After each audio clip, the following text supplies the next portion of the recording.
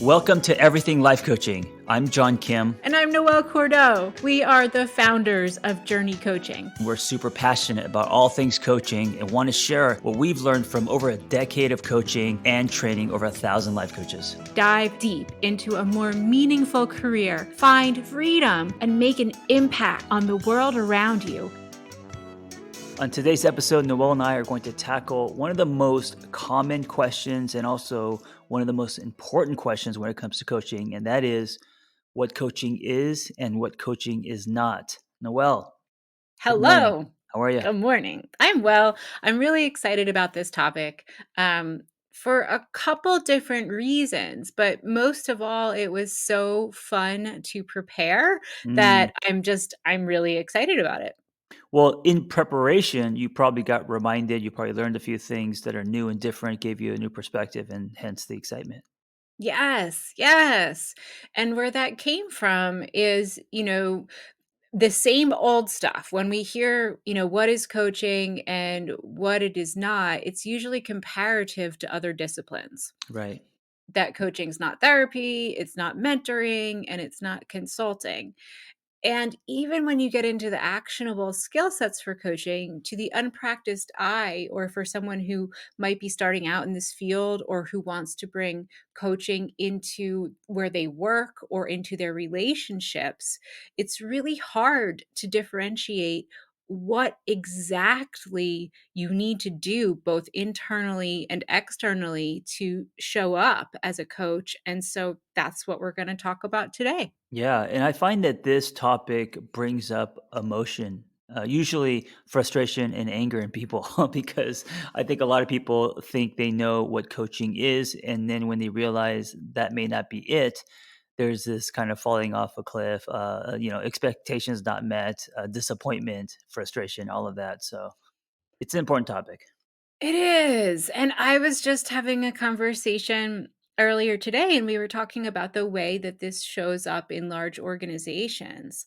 And I think the number one thing that people mistake this for when they're in coworker or employer employee relationships is that giving someone direct feedback is not coaching. Right. Direct feedback, advice, how things should be, what you need to do, all that stuff. Right. So let's get into it. One of the most common things, and so we're, really taking this into the workplace or into your home life, is what coaching is helping everyone around you build enthusiasm and motivation. Mm, yeah, and the word motivation is a little tricky. I love the word hope. I love the phrase injecting hope, which then creates motivation, of course. Yes, absolutely. So, let's look at what the opposite of that is, or what some common behaviors are that folks might use to try to band aid that situation. And the way it shows up is, monitoring other people in whatever way, Yeah, whether it's your partner or whether you're at work or whether it's even your friend group. It's looking over somebody's shoulder, looking at somebody else's behavior and saying, you're doing it wrong. right, right. It's also posturing, right? Because with that comes this kind of offset that that you're better, that you're wiser, that kind of thing. Yeah, and I think that folks feel like they have kind of a responsibility to do that, or it comes from a place of care and concern. I see this happen obviously at work. It happens because folks feel compelled to micromanage when they get tense or lose trust or are afraid that something's not going well. But I see it show up in family systems too, where parents micromanage kids and Oh don't yeah, give them, yeah, the opportunity to discover for themselves, or, even in intimate relationships where, one partner might be struggling with something and the other one starts hovering. right, right. Yeah, I see that. Yeah, absolutely. With my clients in relationships feeling controlled, even if it's subtle, feeling claustrophobic, this just not feeling free. And then, the space that I think deserves a ton of attention, that falls under chosen family is really close-knit friend groups, Mhm. where the friend group will decide, "Oh, so and so sucks at dating," Right. or, "So and so always does this." And the friend group will actually try to micromanage the behavior of one of the members. Yeah, yeah, and usually it's coming from their own, anxiety. Their own anxiety or intention to genuinely help that person. Yeah. Yeah.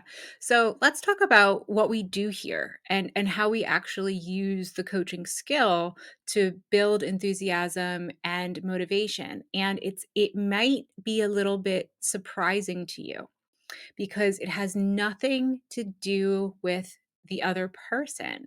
It's really internal. Mm. In in order to avoid looking over somebody else's shoulder, you actually have to start building internal muscle to stay in your own container and to occupy a space of non judgment. And step one of developing motivating enthusiasm and infusing hope as a practice is to first put your own oxygen mask on and get used to letting others step up to the plate in their own way without attachment to outcome. You know what this reminds me of? You know, when you're growing up and you're getting a lot of finger pointing and what you need to do, and you need to get A's, all the stuff from parents, obviously, and also maybe from teachers. But there's that one person, maybe it's your crazy uncle, that one adult that treats you like an adult or allows you to be you instead of telling you what to do, and that person really stands out because everyone else is telling you what to do when you're growing up as a kid, and that person ends up being like your favorite person. So whether it's like Oh, your baseball coach or your uncle or your your homeroom teacher or whoever, and what's amazing is that person's kind of hands off, let me support your journey, champion your story, and kind of hold the space.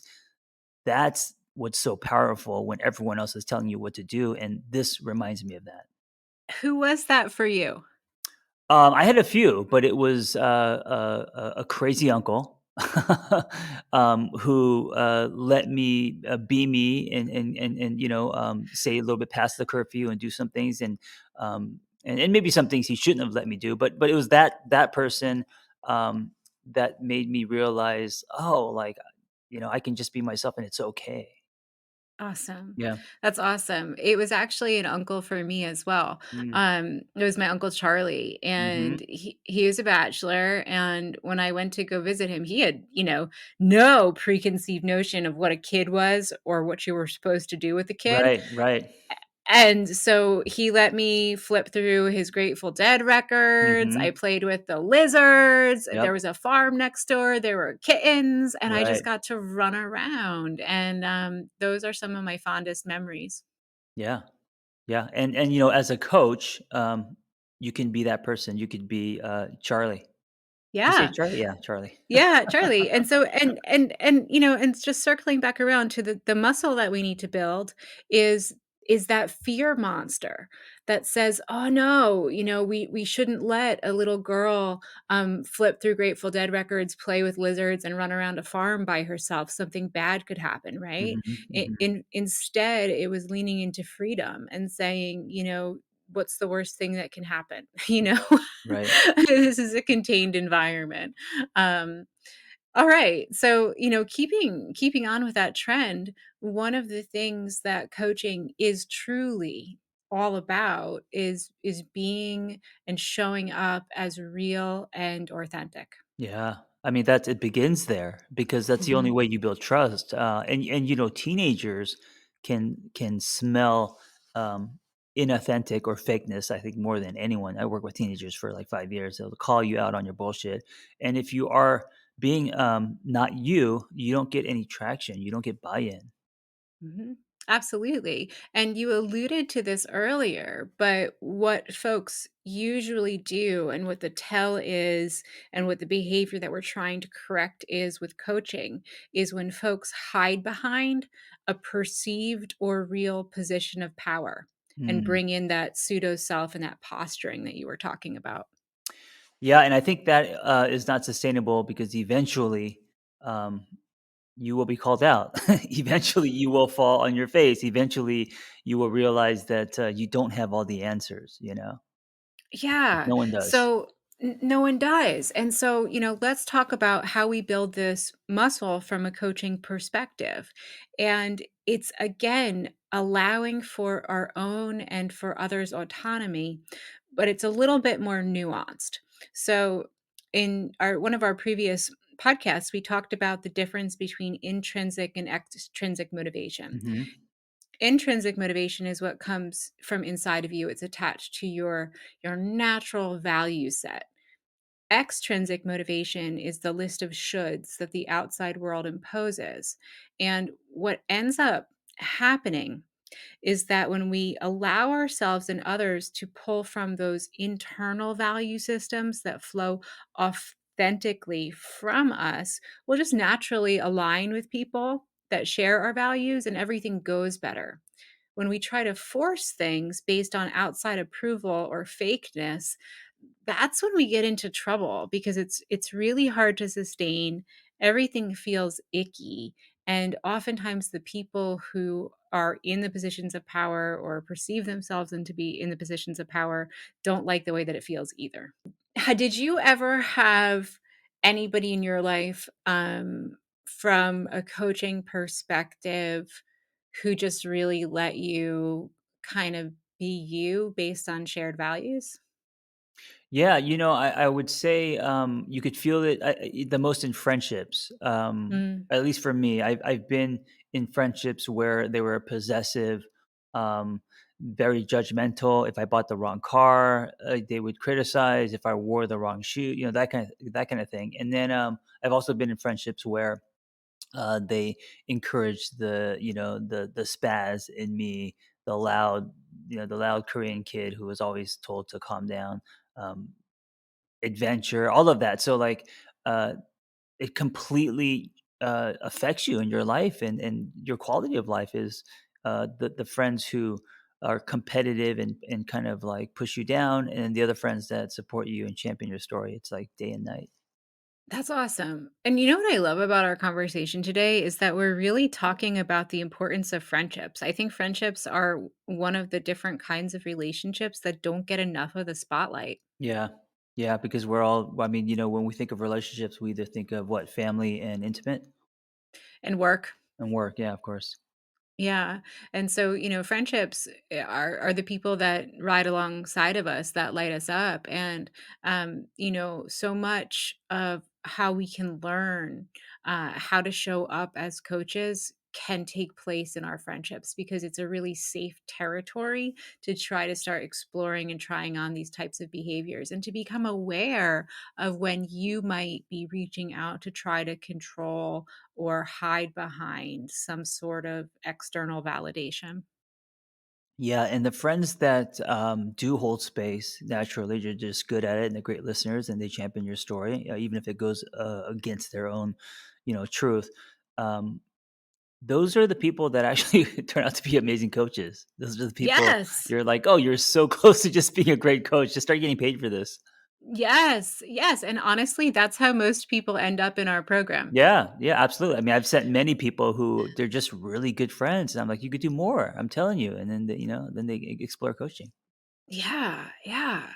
So, another one that we have to talk about because it's huge is what coaching is allowing for mistakes. Yeah, this is what makes coaching a human experience and also sustainable. If you think that coaching equals perfect sessions where people have life changing revelations in every session and all of that, you're setting yourself up uh, for failure because it's that pressure is just no one can handle that. No one's God.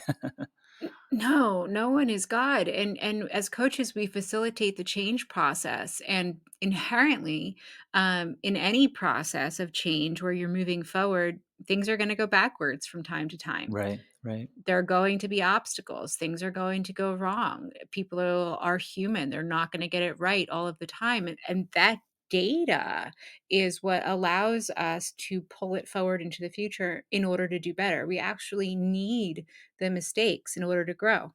Yeah, and this is why I love calling coaching a craft because when I think of craft, I think of art. I like the word perfectionism. It doesn't penetrate through when you think about like a craft, a discipline, an art. Um, if you think of coaching as kind of like this program or this kind of, if you stay away from it being a craft, then it's easier to um, want to be perfect or want to judge yourself by results. Yes, absolutely. And one of the things that we have to acknowledge is that punishing for mistakes is part of the culture that many of us were raised with, and that's part of the culture where many of us work, and that's part of the dynamic of many friendships and many relationships, and it's actually incredibly harmful. Yeah, and also you're going to be the hardest critic on yourself. So when you are punishing for mistakes, it's a dangerous process, and chances are what you think is a mistake maybe it wasn't even to the client. You know? Very much so. Yeah, And this, punishing for mistakes is really where we take coaching out into the world, outside of the one-on-one client relationship, and where we begin to critically evaluate how we show up as parents, as partners, as friends in all of the different spheres of life. Um, when we punish ourselves or others, we get stuck in a shame spiral yeah, and nothing can go forward. yeah, and also it goes from something you're doing to now something you are, and that's what's dangerous, right? Yes. Yeah. So, of everything that we're talking about, and this is going to be a series, what coaching is and is not, because there's so much good stuff here.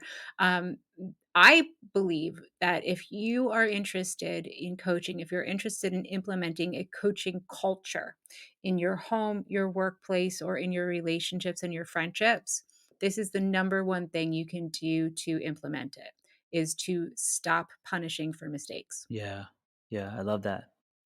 So let's talk about what this requires. And it requires conversations Mhm. and honesty and transparency and really talking about, okay, what went wrong? What did we think was going to happen?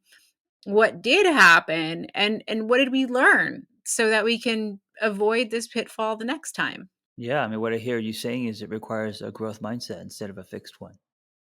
Yes, 100%. And then also a sidecar of awareness that we live in a puritanical and legalistic society that loves to punish people. Yeah, And yeah. so if you have this like little itching, burning desire to do this stuff, it's because that's how you were socialized. It didn't happen overnight. You're not a unicorn. You're a human who lives in a constructed society. And so you're just responding and reacting to the dominant culture. And that's what we're here to change. Mhm. Yeah, So if you're thinking about this, from a one-on-one session perspective too, sometimes this shows up with our clients. So um, I just had a client who last time we had a session, she said, all right, I'm going to break up with my boyfriend. We planned it all out, mhm. and she didn't do it. She didn't break up with her boyfriend. Now, to be clear, I don't care. I just want my client to be happy. It is her life. Mm, And, I really like this is nothing to do with me. I'm a conduit. I'm a facilitator for her goals. But because of this punishing, getting in trouble mindset, she was so spun out before our session that she was texting me, I just want you to know I didn't break up with him and right, all of the right. reasons why. And I was like, oh God, you think you're going to get in trouble. Trouble, yeah. She thinks she's going to the principal's office. hmm Yeah. Exactly. And, life is hard enough. And one of the things that we can all benefit from is the understanding that natural consequences are a thing. Yeah. And you don't have to impose consequences on anyone. You just make life harder that way. Natural consequences suck enough. Yeah, this also happens in fitness coaching where if you don't, if you end up doing a cheat meal or you don't lose the pounds that you guys planned on or you missed a workout, you're afraid to to face your personal trainer because you don't want to disappoint him or her, and also you feel that you have failed and now you're punishing yourself. Yeah, absolutely. And that's a really great way to sniff out potentially abusive relationships on any front is somebody who takes a punishing stance. Yeah, absolutely. Great point. Yeah. So our last one, which is really important, is one of the big things that coaching is making constructive use of differences. Mm, I What does that yeah, I was trying to think that's abstract.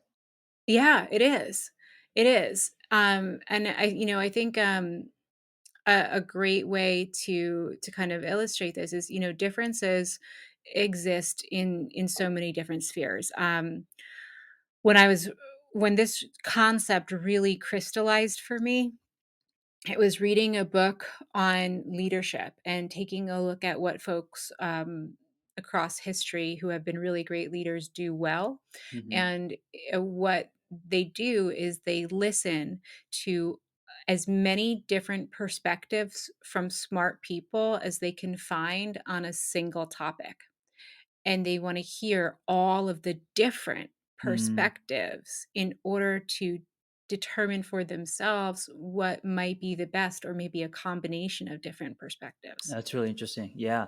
Mhm. This reminds me of I wrote a blog post once, and I'm going to use it in my new book, and it's called "Finding Beauty in the Contrast." And Ooh. it reminds me of this. It's in relationships, and I'm guilty of this. Um, Seeing differences as negative and bad, and there's the gap, and that means we shouldn't be together because we're so different. And I've learned over the years that you got to focus on seeing beauty in the differences.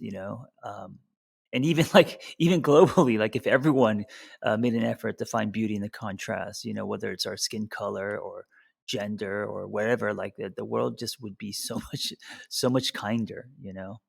Oh, absolutely. And, interestingly, when we look at one of the factors that enables us to attach to post traumatic growth, it's exactly as you described, being able to look at difference and feel that I'm part of humanity as a whole and that Yeah, everyone's different and how beautiful, versus if someone's different than me, then there's necessarily going to be conflict. right. It makes me think about someone who's narrow and someone who's wide.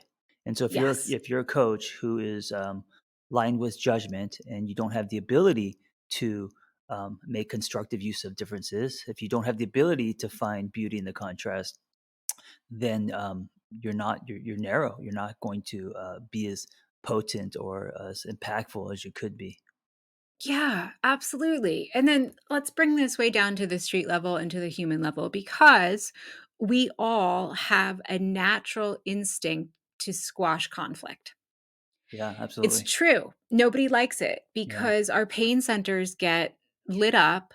And when somebody feels that somebody's presenting an option that's different than what they think and feel, whammo, that the 5 million years of evolutionary conditioning leads us to believe that if somebody's telling me I'm wrong, it might equal death.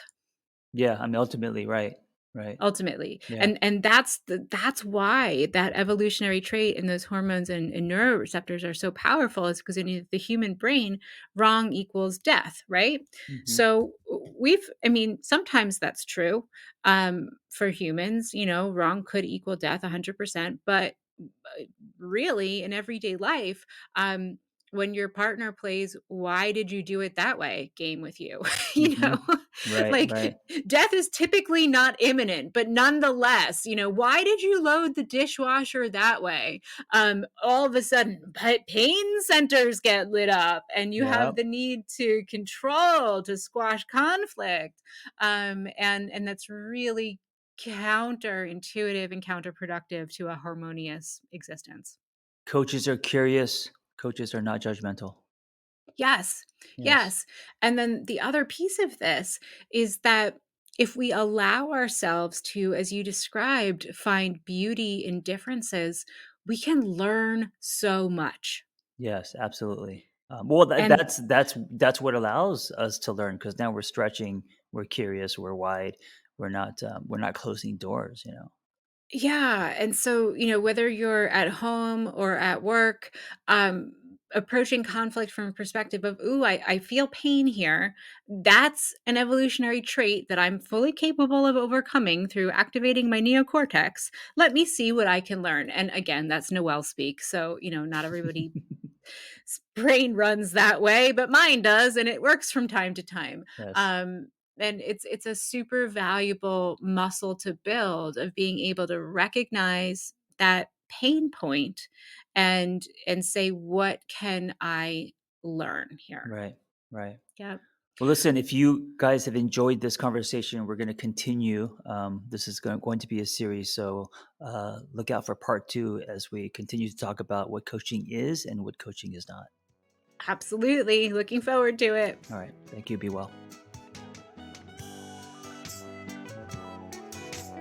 Thanks for listening to Everything Life Coaching. If you're feeling the draw to become a coach, head to journey.co/everything to explore a new career that brings fulfillment, gives you a true sense of purpose, and a strong community to do it in. We created JRNI Coaching to equip you with the tools, training, and community you need to attain your goals. Join JRNI Coaching and begin your journey towards personal freedom and a transformative state of growth today. That's JRNI.co/everything.